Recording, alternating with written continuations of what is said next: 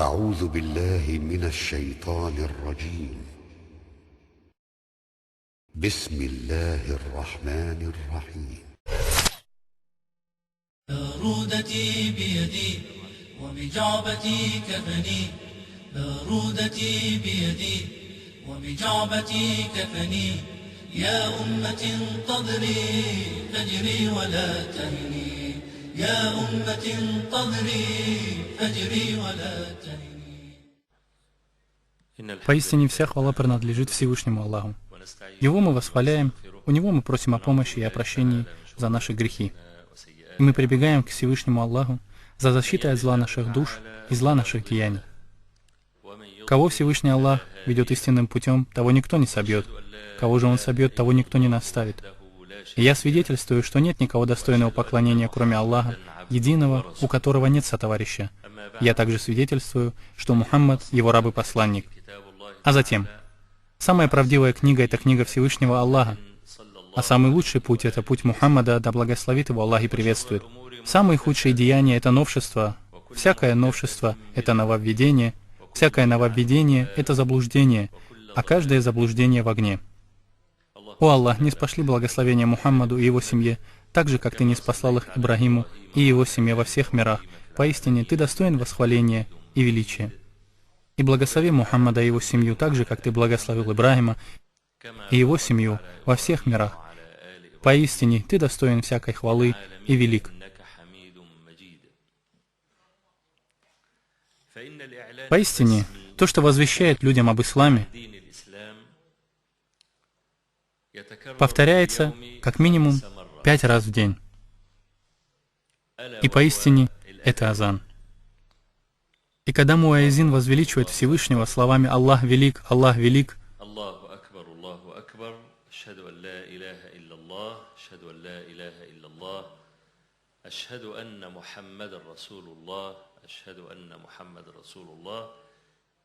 и так до конца азана. Этот азан, который мы слышим 5 раз в день, как я уже сказал, он возвещает людям об исламе. И он содержит в себе 2 основы ислама, на искренности которых держится иман раба.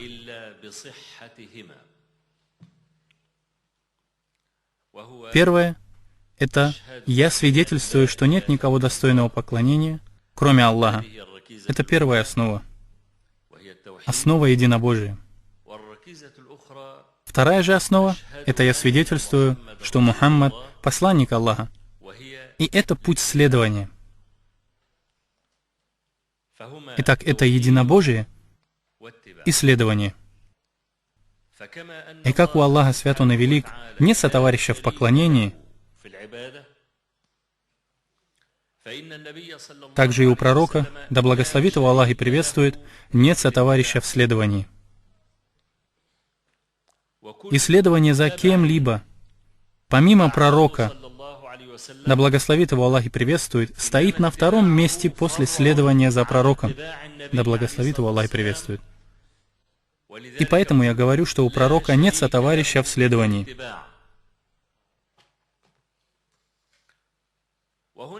И в этом азане есть слово, которое многие люди могут недопонимать. Я имею в виду высказывание муаззина «Я свидетельствую». Шахада — это свидетельство, свидетельство очевидного. Всевышний говорит в своей великой книге «Знающий скрытое и явное». Когда ты говоришь «Я свидетельствую», что нет никого достойного поклонения, кроме Аллаха, то есть, другими словами, ты как бы говоришь «Я вижу Аллаха». Я смотрю на Него. И результатом этого является то, что твое сердце не ослушается Аллаха, потому что ты убежден, что ты видишь Его.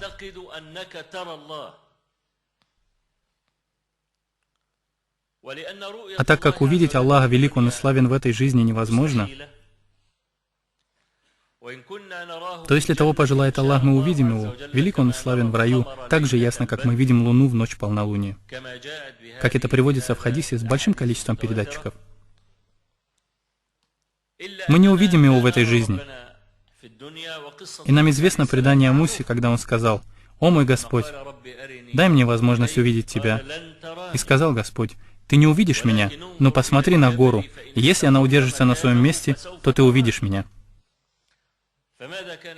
Когда же Господь явил себя горе, то Он превратил ее в прах, и Муса упал без сознания.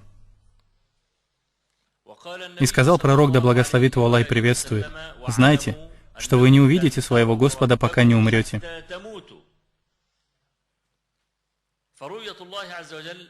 Видеть Аллаха велик он и славен на этом свете невозможно.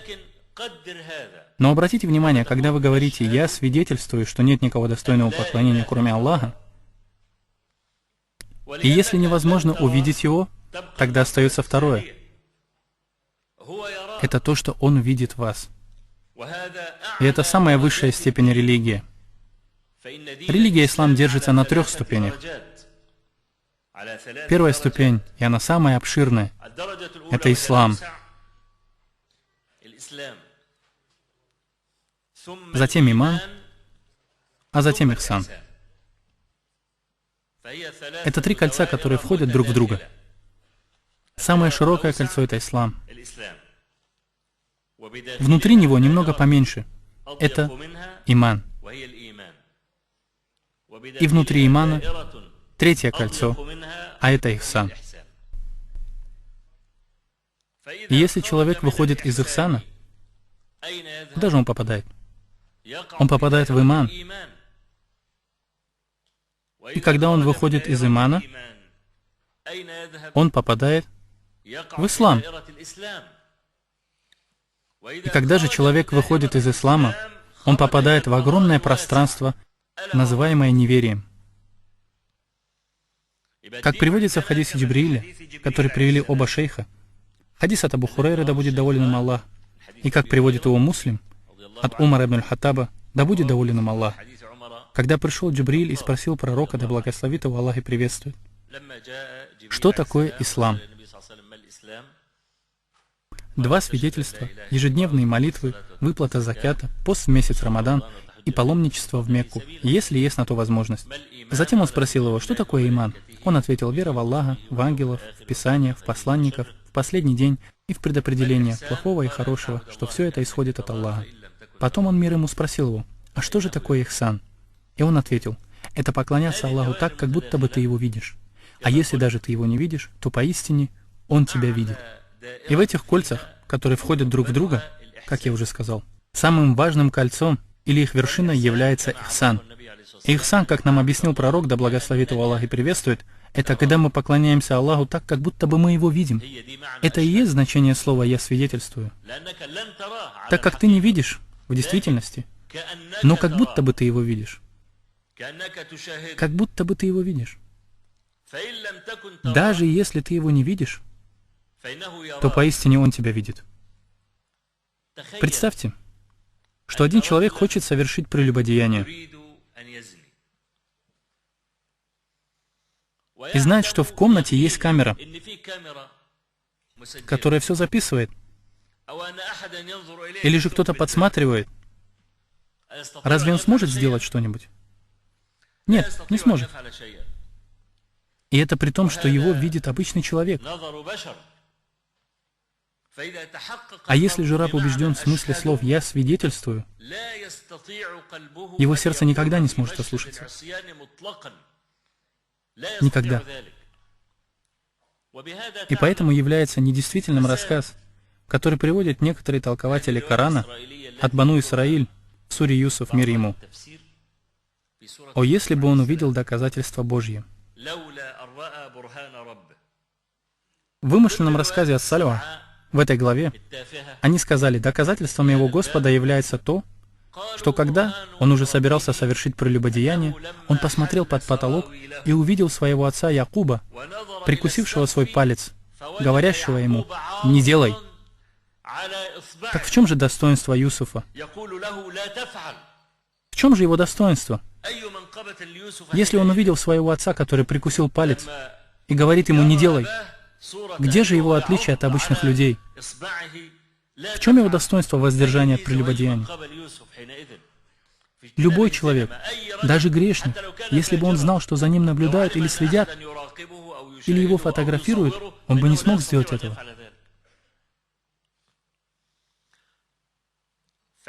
Итак, когда муазин говорит «я свидетельствую», что нет никого достойного поклонения, кроме Аллаха, то в этом есть указание на истинность единобожия.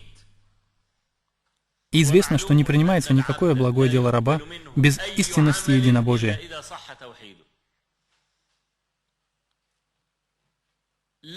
И это даже не обсуждается.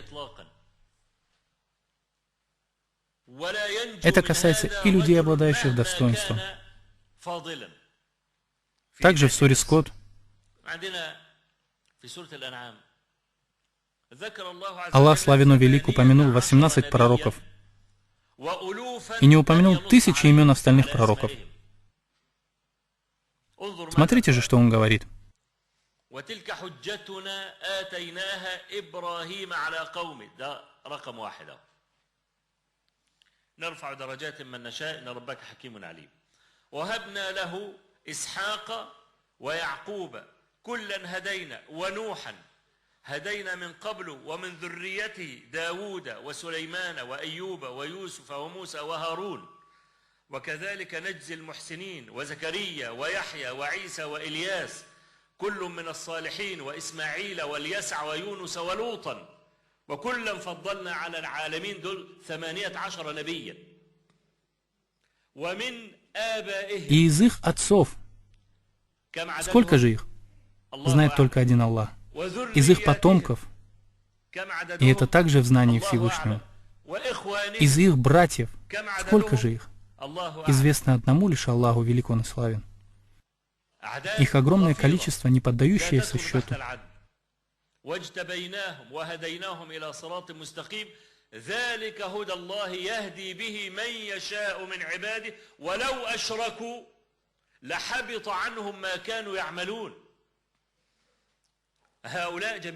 И тут все эти пророки и многие тысячи из числа их отцов и братьев, если они предадут Аллаху сотоварища, то им не поможет ничье заступничество. Аллах велик, он и славен, сказал пророку: «Если ты предашь мне сотоварища, то станут тщетными все твои дела». И многобожие — единственный грех, который стирает все добрые дела. Так как особенностью добрых дел является то, что они стирают плохие деяния. И поистине ширк — это единственный грех, который поедает все благие деяния. Всевышний сказал: «О нет, те, которые приобрели зло и оказались окружены своим грехом, окажутся обитателями огня.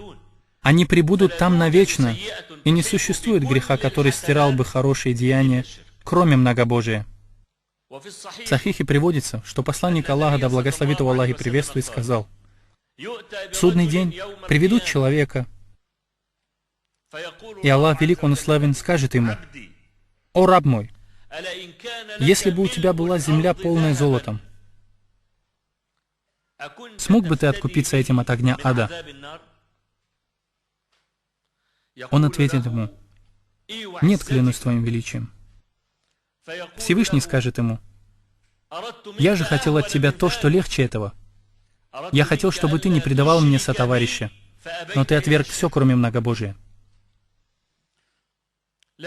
Он не хотел от него землю, полную золотом.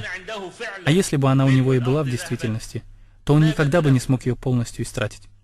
Если бы ты увидел их представленными к огню и говорящими: «О, если бы мы были возвращены, мы бы не считали ложью знамения нашего Господа и были бы из числа уверовавших». Да нет же, им показалось лишь то, что они скрывали прежде. А если бы их снова вернули, они бы вернулись к тому, что было запрещено им. Поистине, они лжецы. Единобожие стоит прежде объединения всех слов и мнений. Единобожие стоит прежде объединения всех слов и мнений. Если мы не объединимся на единобожии, то нас ничего не объединит. Ни нация, ни интересы, ни расы, ни мазхабы. Если мы будем расходиться в Аллахе, Он никогда не захочет объединить умму. Нам необходимо вернуться к тому, на чем стояло первое поколение, наши праведные предшественники. Мекканский Коран, большая часть Мекканского Корана, полностью о единобожии. Очень спокойный язык, проникает в сердце. Ясные и понятные вопросы, которые не требуют ответов. Имам Бухари передает хадис от Джувейра ибн Мут'има, да будет доволен им Аллах, где он сообщает: «Я вошел в Медину, чтобы отдать выкуп за пленников Бадра, так как после битвы многие попали в плен. И Джувейр направился к пророку, да благословит его Аллах и приветствует, чтобы договориться с ним относительно пленников-многобожников. И он говорит: я дошел до него, а в это время он совершал закатную молитву вместе с мусульманами.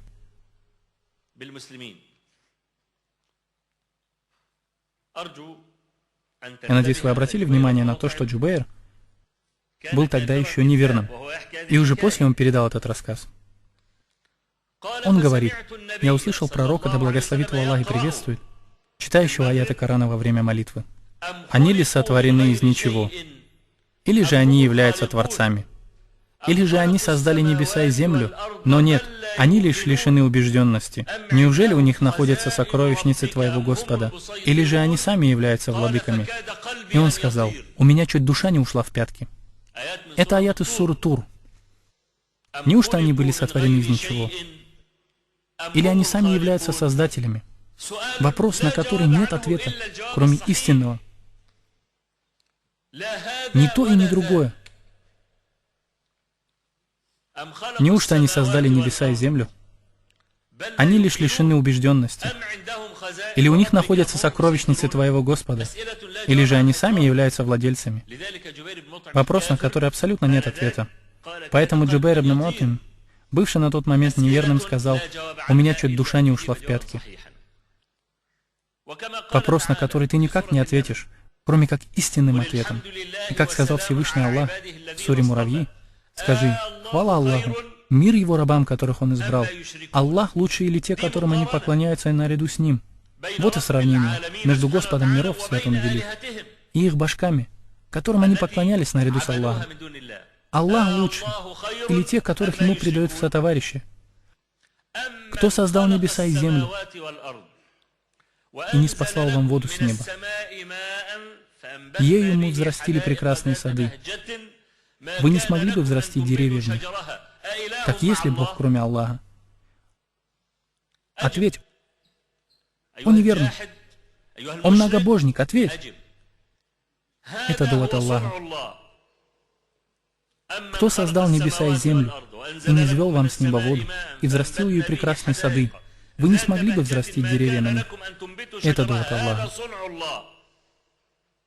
А где довод ваших богов?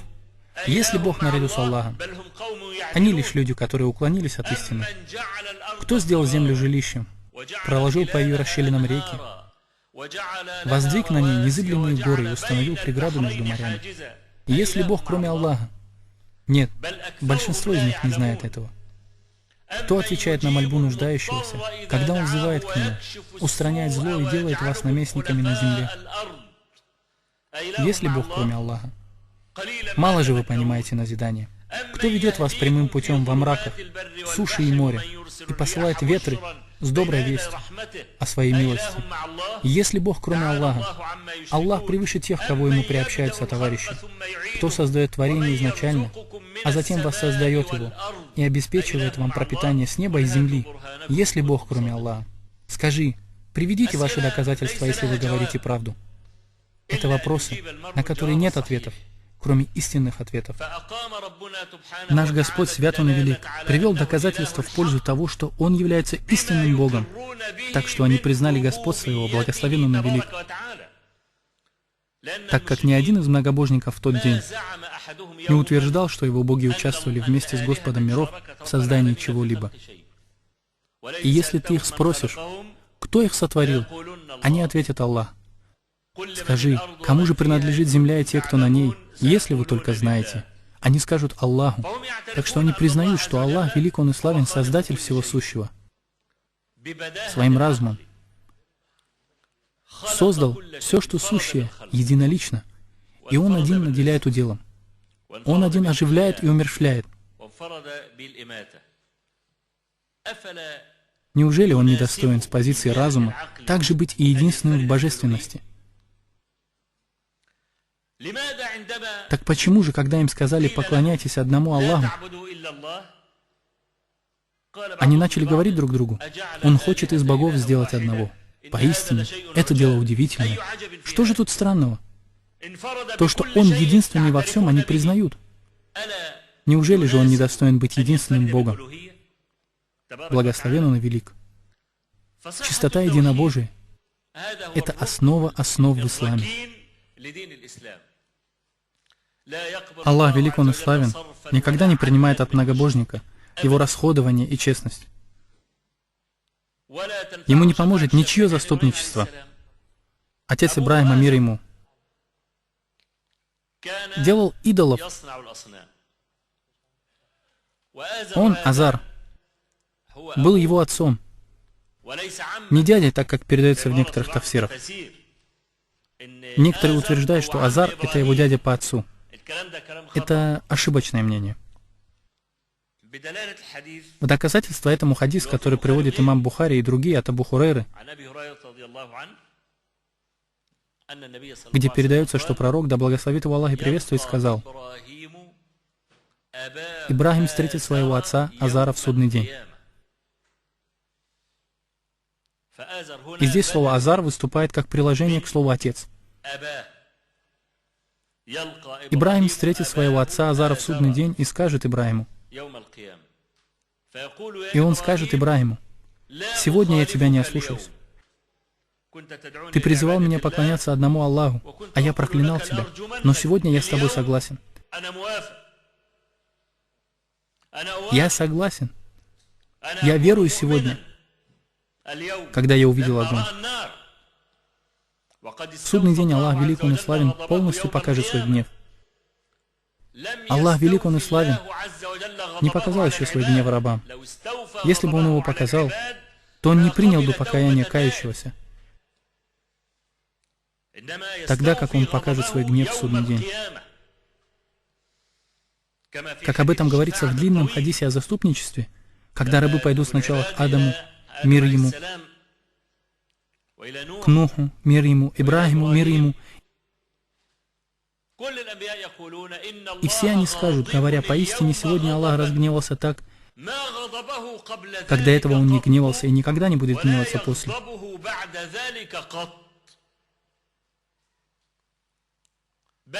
Аллах велик, Он и славен, охватил рабов кротостью. Благословен Он и велик. И как я сказал, если бы Он показал свой гнев в этом мире, то Он не принял бы покаяние кающегося. Если бы Аллах взыскивал с людей потому, что они совершают, то Он не оставил бы на земле даже ползающую тварь. Когда отец Ибрахима увидел огонь, он сказал ему: «Сегодня я тебя не ослушаюсь». И Ибрахим, мир ему, обратился к своему Господу и сказал: «О Господи, вот мой отец». Желая заступиться за своего отца. Но слова Господа были окончательными. «О Ибрахим, я сделал запретным рай для неверных.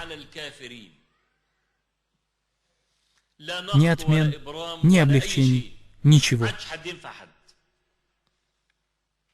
Абу Талиб, дядя пророка, да благословит его Аллах и приветствует, как приводится в хадисе от Мусы ибн Хазана, в обоих сахихах, находился при смерти.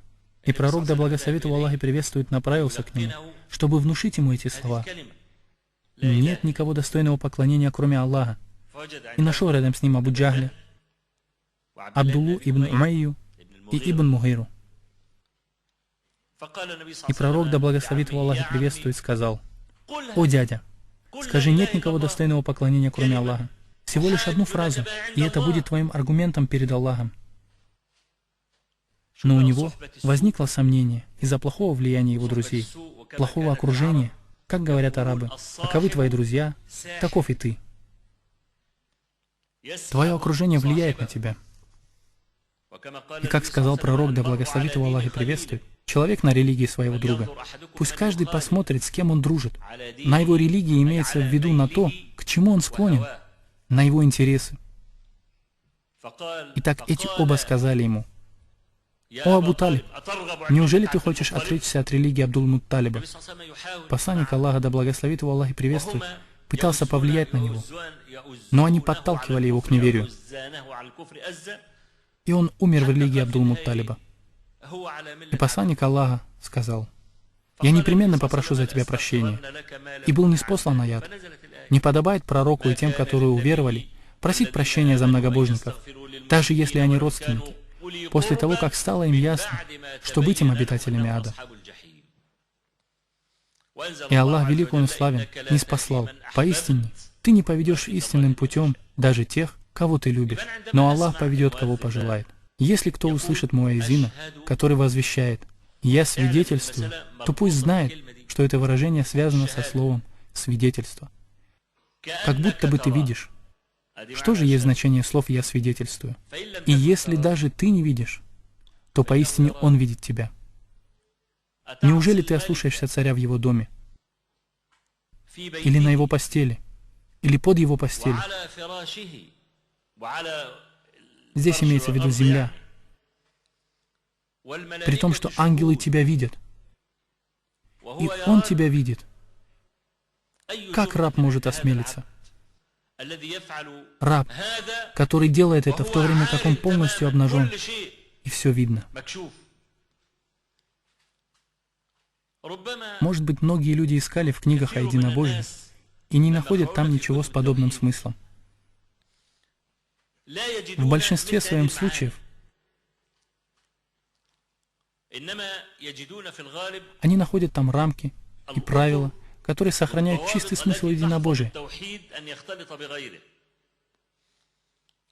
Самым же достойным из тех, кто выявляет значение, это был шейх Аль-Ислам Ибн Аль-Каим, да помилует его Аллах, и его предшественник шейх Аль-Ислам Ибн Таймия. Но Ибн Аль-Каим дал более широкое значение этого выражения и более глубокое. В остальных книгах приводится, что шейх Аль-Ислам Ибн Таймия, да помилует его Аллах, был воином, который стоял на страже и сражался с нововведенцами и философами. И он смог сделать в этом то, что не смогли сделать многочисленные войска. Причем он один, да помилует его Аллах. А Ибн Аль-Каим придерживался своего мнения в этом вопросе. Истинное единобожие в том, чтобы ты придерживался его в повседневной жизни. Имена и атрибуты Аллаха — это широчайшая дверь, которая ведет тебя к вере, очищает твое сердце. Если вы поразмышляете над этими именами и атрибутами, в особенности над именами, то увидите, что у каждого имени есть значение, и оно сходится с другим именем в некотором своем значении. Но иногда ты находишь, что имена сближаются другим образом, как, например, могущественный мудрый.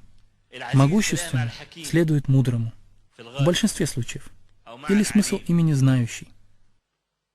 И меньше всего вы найдете могущественный и милосердный.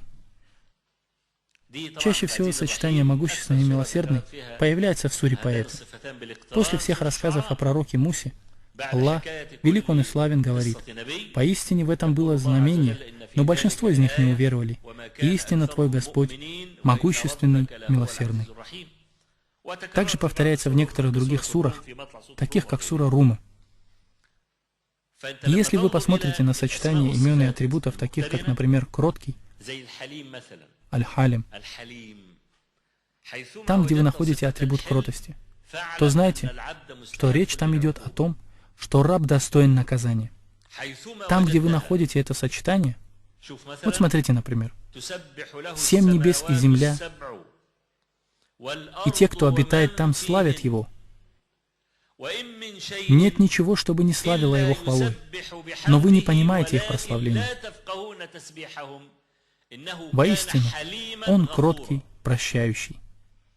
Прекрасно. В этом аяте есть указание на преступление, совершаемое рабом. Ведь мы говорили, что там, где есть атрибут кротости, есть указание на раба, достойного наказания. Смотрите, Его восхваляют 7 небес и земля, и то, что в них обитает. Нет ничего, чтобы не славило Его хвалою, но вы не понимаете их прославления.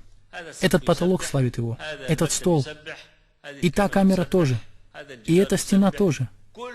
Все славит Его, кроме джиннов и людей, которые их не понимают.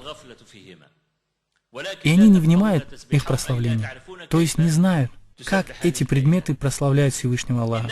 Поистине Он кроткий и прощающий. И какое же преступление там упоминается? В хадисе, который приводит имам Ахмад и имам Бухари с сильным иснадом от Абдуллы ибн Амра бин Аляса,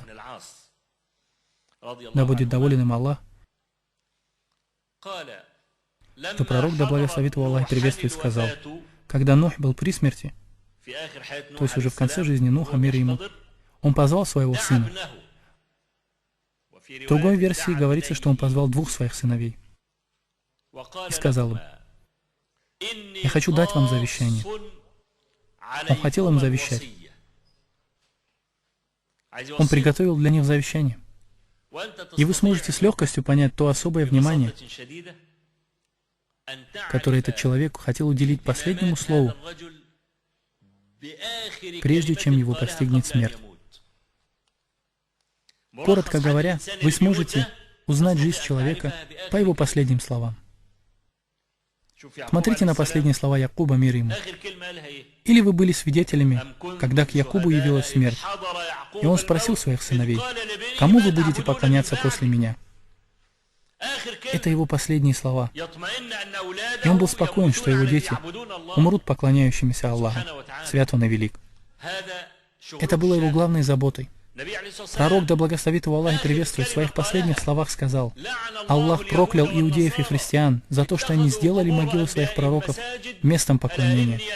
А я же запрещаю вам делать это. Я запрещаю вам делать это». Аиша, да будет доволен ею Аллах, сказала: «Если бы не это, то его могила стала бы выделяться». И он боялся, что они сберут ее местом для поклонения. Также в своих последних словах он говорил, да благословит его Аллах и приветствует: «Молитва, молитва и то, чем овладеют ваши десницы».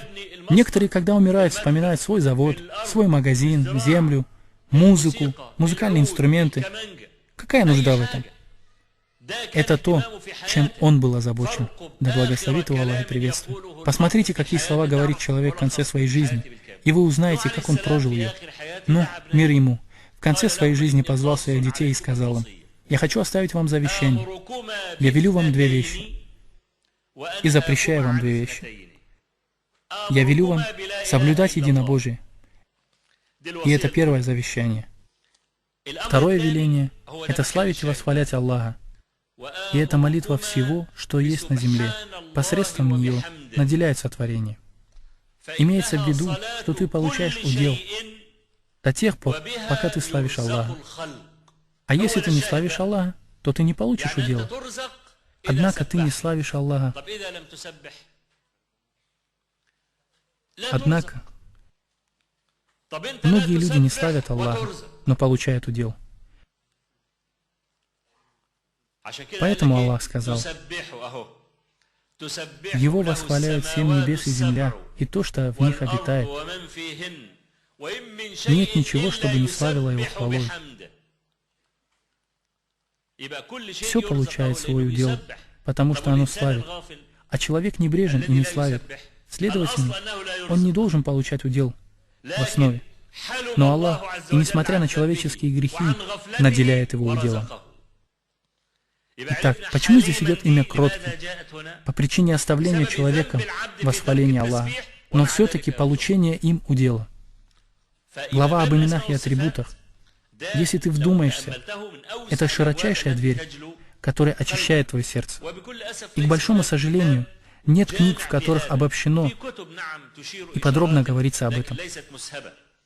И тебе придется, если ты хочешь узнать об этом, искать это в разных книгах, брать оттуда и отсюда, чтобы найти тот смысл, который я здесь рассказал. С одной стороны, братья, о единобожии написано очень много. Ты можешь всю свою жизнь говорить о единобожии. Эти главы указывают на подробное разъяснение этого. Я свидетельствую, что нет никого достойного поклонения, кроме Аллаха, и то, что Мухаммад — посланник Аллаха. Каков смысл слов «Я свидетельствую, что Мухаммад — посланник Аллаха»? Это как будто бы пророк, да благословит его Аллах и приветствует, повстречал тебя на дороге. И я надеюсь, в этом зале есть кто-нибудь, кто когда-то носил какие-то золотые изделия. Например, носил золотое кольцо или что-либо вроде этого. Если бы пророк, да благословит его Аллах и приветствует, встретил тебя на дороге, и на тебе при этом было бы надето золотое кольцо, и он бы сказал тебе: сними это, ведь это запрещено в своей основе, что бы ты ему ответил?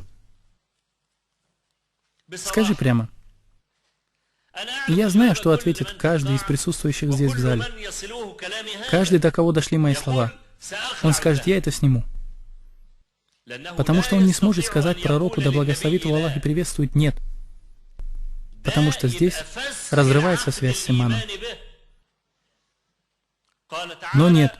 Клянусь Господом твоим, они не уверуют, пока не изберут тебя судьей во всем, что запутано между ними, и не перестанут испытывать в душе стеснение от твоего решения и не подчиняться полностью.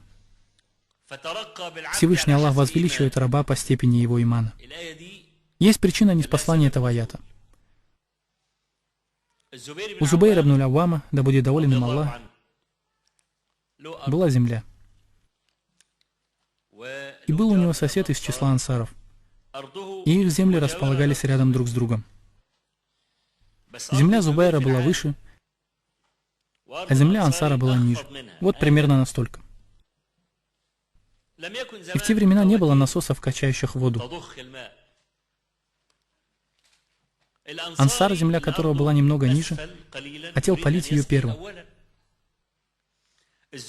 У Зубейра была земля выше, и он говорит ему: послушай, если ты польешь землю первым, потратишь всю воду, она не поднимется до моей земли, потому что она находится выше.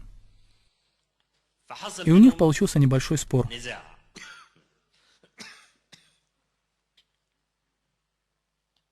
Кто же будет судить? Конечно же, пророк, да благословит его Аллах и приветствует. И вот они пошли, споря друг с другом. Кто же прав в этой ситуации? Кто должен поливать землю первым? Конечно же, Зубейр. У него земля находится выше, и воды не так много, чтобы подняться на более высокую землю. И пророк, да благословит его Аллах и приветствует, сказал: поливай, о Зубейр. А потом пошли воду к своему соседу. Ансар разгневался и сказал пророку, да благословит его Аллах и приветствует: это из-за того, что он твой двоюродный брат. Потому что он твой двоюродный брат, ты засудил в его пользу. Цвет лица пророка, да благословит его Аллах и приветствует, изменился, как будто бы в его лицо бросили зерна граната. Оно покраснело. Это из-за того, что его лицо налилось кровью от гнева. Он сказал: поливай, о Зубейр, а потом задержи воду. Ты же никогда не польешь свою землю. Ты посчитал пророка, да благословит его Аллах и приветствует, несправедливым, пристрастным, и был ниспослан аят. Но нет, клянусь твоим Господом, не уверуют они, пока не изберут тебя судьей в своих делах. В первую очередь, не уверуют, пока не сделают пророка судьей над ними во всех делах. Потом у них не будет негодования от вынесенных тобой решений. То есть я не возмущаюсь от того, что он судит меня. И кроме этого, полностью не подчиняться. И когда я говорю ему: сними золотое кольцо, ему не стоит говорить «нет», так как разрывается связь с его иманом.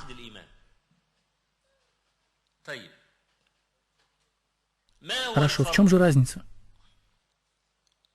Между тем, что пророк, да благословит его Аллах и приветствует, лично тебе скажет эти слова,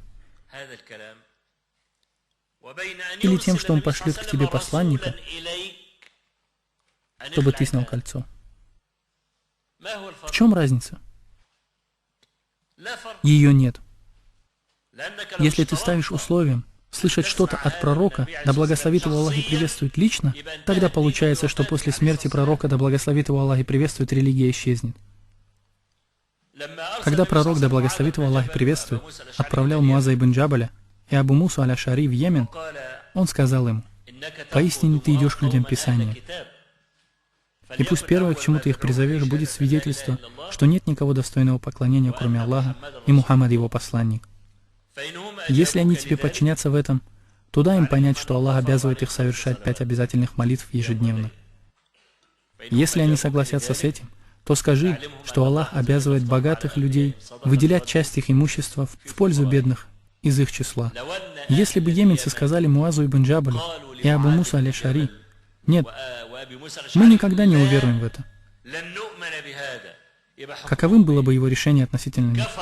Конечно же, что они неверны, по мнению всех ученых, так как нет разницы между тем, как это сказал бы им сам пророк, да благословит его Аллах и приветствует, и тем, если это скажет посланец от него. Поэтому довод пророка, да благословит его Аллах и приветствует, дошел до Кесаря, Ираклия, в виде писем, посланий, которые он направлял по всем частям света. Значит, присутствие пророка, да благословит его Аллах и приветствует, не является условием. Вернемся же к нашему исследованию. Я передал вам слова пророка, да благословит его Аллах и приветствует. То есть я пришел с истинным поручением. Что значит поручением? Это значит, я знаю то, что он говорил, и что не говорил. Это есть условие. Вы знаете, что когда кто-то оставляет вместо себя поручителя, например, в торговле, который может продавать и покупать, продавать тебе и покупать у тебя, продавать твое имущество с этим поручительством. То есть поручение заменяет поручителя. Когда я говорю вам, посланник Аллаха, да благословит его Аллах и приветствует, сказал так-то и так-то, вы требуете от меня. У вас есть право требовать от меня, и вы говорите: каким образом ты говоришь это от пророка, да благословит его Аллах и приветствует? Я говорю вам, я с поручением, с истинным поручением. И откуда тебе это поручение? Я не говорю сам, конечно. Я только привожу себя в пример. Я говорю вам, ученые засвидетельствовали, что я достоин говорить о религии и передавать что-то от посланника Аллаха, да благословит его Аллах и приветствует. В то время это называлось иджаза. Как сказал имам Малик, да помилует его Аллах, я не вынес ни одну фетву, пока 70 ученых из Медины не засвидетельствовали, что я достоин выносить фетву.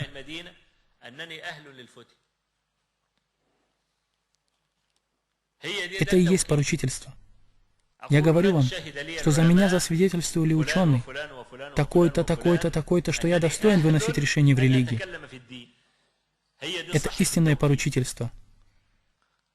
И если это поручительство подтверждено, то тебе не разрешается отвечать на слова, которые я тебе передал «нет».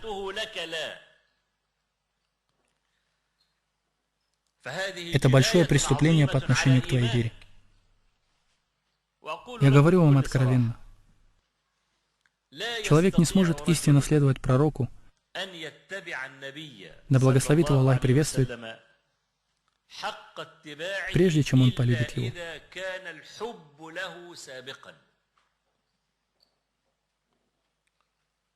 Я скажу вам кое-что, что входит в математическую систему. Я вижу сегодня в зале людей, торговцев, бухгалтеров, которые понимают язык цифр. И наша страна и весь мир состоит из цифр. И один человек в нем — это одна цифра. Если рядом с вами кто-то, то есть цифра, то вы равняетесь на эту цифру. Если с вами никого нет, то вы не равняетесь ни на что. Поверьте, что язык цифр — язык общеупотребительный, понятный и популярный среди вас. Задачки, которые я сейчас упомяну, в задаче, которую я сейчас упомяну, терпит неудачу большое количество математиков. Несмотря на то, что это задача, в которой используется исчисление. Но каждый в нем терпит провал, кроме тех, кого пожелал Аллах. Преуспевают же в нем те, кто любит пророка, да благословит его Аллах и приветствует.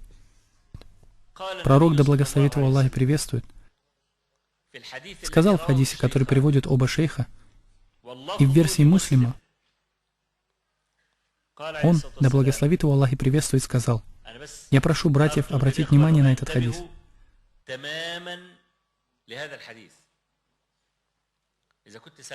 Если же вы немного замечтались и бродите где-то, то проснитесь и послушайте.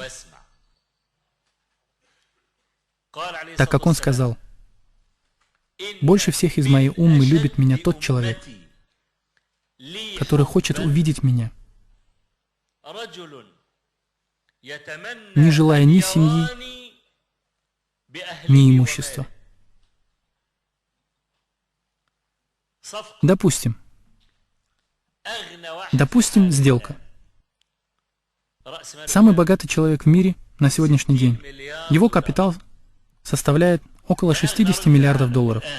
И это самый богатый человек в мире, согласно тому, что я прочитал в прошлом месяце. Самый богатый человек, владеющий 60 миллиардами долларов. Допустим, этот человек мусульманин.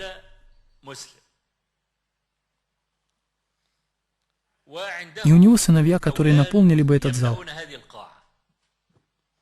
Сыновья, внуки, правнуки.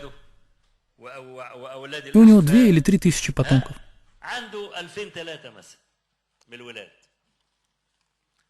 И ему сказали: «Что ты думаешь, если мы заключим с тобой сделку? Ты жертвуешь 60 миллиардов долларов и все 3 тысячи своих потомков в обмен на то, чтобы увидеть один раз листок с изображением пророка, да благословит его Аллах и приветствует. Один раз и все. Ты смотришь на него один раз и только. Стоимость одного взгляда — это 60 миллиардов долларов и потеря всех своих сыновей и потомков. Кто сможет сделать этого? Один взгляд на образ пророка, да благословит его Аллах и приветствует, равняется этому. А кто бы хотел молиться за ним? Или же, чтобы он один раз обнял вас, положил вам на плечо руку? Или же вы жили с ним по соседству? Или же, например, чтобы каждое утро смотрели на его образ? Сколько это будет стоить в языке цифр? Сколько? Хорошо. Если моя задача действительно трудная, чтобы один только взгляд стоил 60 миллиардов долларов, и все его потомство, это трудно для вас. Но так ведь от вас требуется меньше этого. Только чтобы вы не ослушивались его повеления. И все. И больше ничего не нужно. Он тебе говорит: делай. Так подчиняйся же. Он тебе говорит: стой. Так остановись. Неужели мы не сможем это сделать? Попробуйте, возразите мне. Кто сможет, если ему скажут, что посланник Аллаха, да благословит его Аллах и приветствует, запрещает ему делать то-то и то-то, сказать: слушаюсь и повинуюсь? В Муснаде имама Ахмада, в цепочке близко к достоверной, передается, что дошло до Анаса ибн Малика, что Мусаб ибн Зубейр хотел наказать капрала из числа ансаров. Этот капрал был служащим, который делал упущение в своей работе. Мусаб ибн Зубейр был наместником, главой, и он хотел высечь его. Этот капрал, служащий, был из числа ансаров. А Мусаб ибн Зубейр был наместником или главой. Когда до Анаса ибн Малика дошло, что он хочет высечь капрала ансара, он собрал свои вещи и отправился в путь. Он вошел к нему и сказал: «Ты что, неужели ты не хочешь сохранить среди нас завещание пророка, да благословит его Аллах и приветствует?» И Мусаб спросил его: «Какое же это завещание?» Анас ибн Малик сказал: «Обращайтесь хорошо с теми, кто обращается хорошо с ансарами, и прощайте им их оплошности». Тогда Мусаб выбросил хлыст из рук и положил свою щеку на землю и сказал: «Веление посланника Аллаха, да благословит его Аллах и приветствует, превыше всего». То есть он не просто сказал: «Я прощаю его». Нет, он положил свою щеку на землю и сказал: «Повеление посланника Аллаха, да благословит его Аллах и приветствует, превыше всего».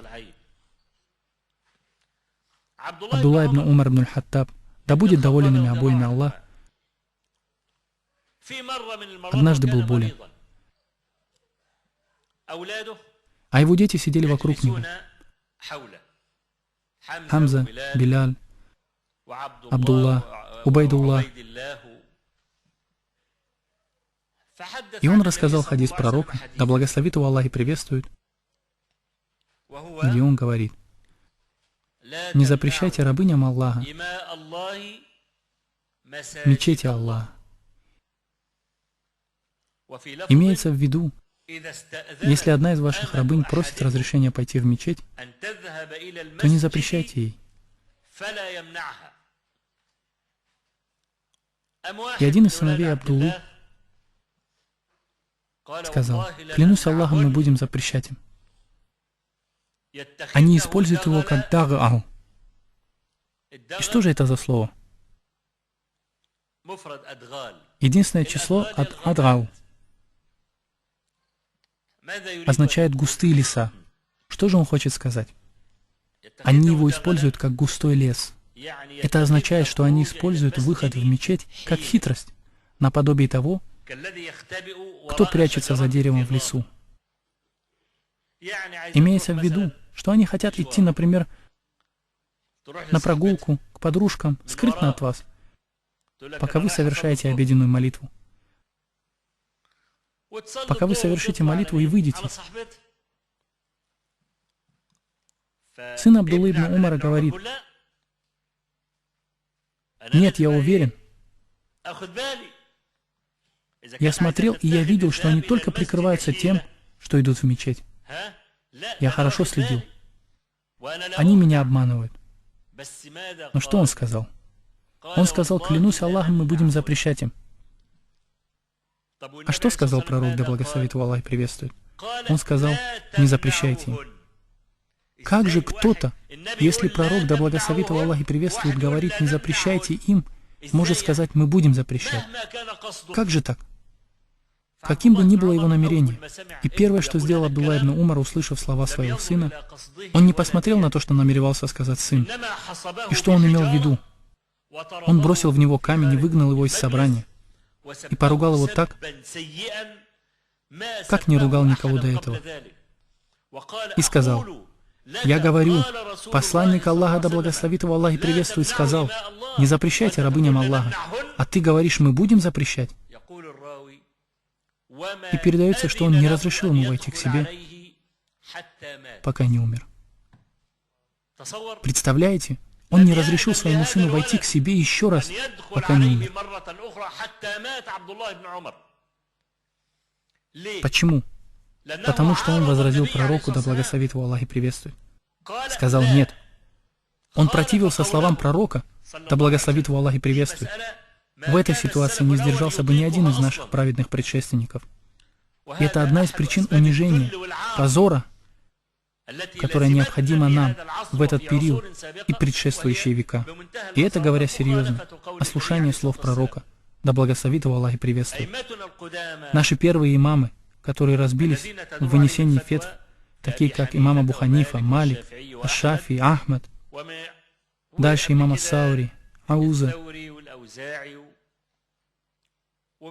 и некоторые подобные имамы, как Аль-Бухари, Муслим и другие имамы, у них были слова, которые они говорили по этой теме и ситуации. Если хадис достоверный, то это мой мазхаб. Один человек спросил имама Аш-Шафи: да помилует его Аллах: «О Абдулла, если до тебя дойдет хадис пророка, да благословит его Аллах и приветствует, последуешь ли ты ему?» Аш-Шафи разозлился: «Ты что, меня видел в церкви? Ты видел, что я ношу рясу? Я говорю при вас, если до меня дойдет хадис посланника Аллаха, да благословит его Аллах и приветствует, и я не последую за ним, то значит я сошел с ума. Потому что он не мог себе представить, что если есть хадис от посланника Аллаха, да благословит его Аллах и приветствует, что можно сказать ему нет. Есть прекрасные стихи с этим смыслом, и их сочинили некоторые из первых ученых.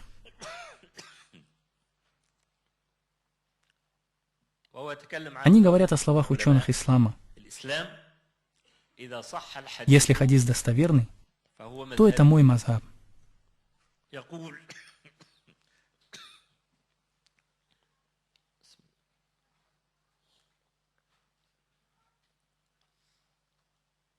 А те, что лучше знают путь прямой, в своих трудах не раз упоминали: хадис с иснадом достоверным мазхаб мой. Так наши праведные предки поступали.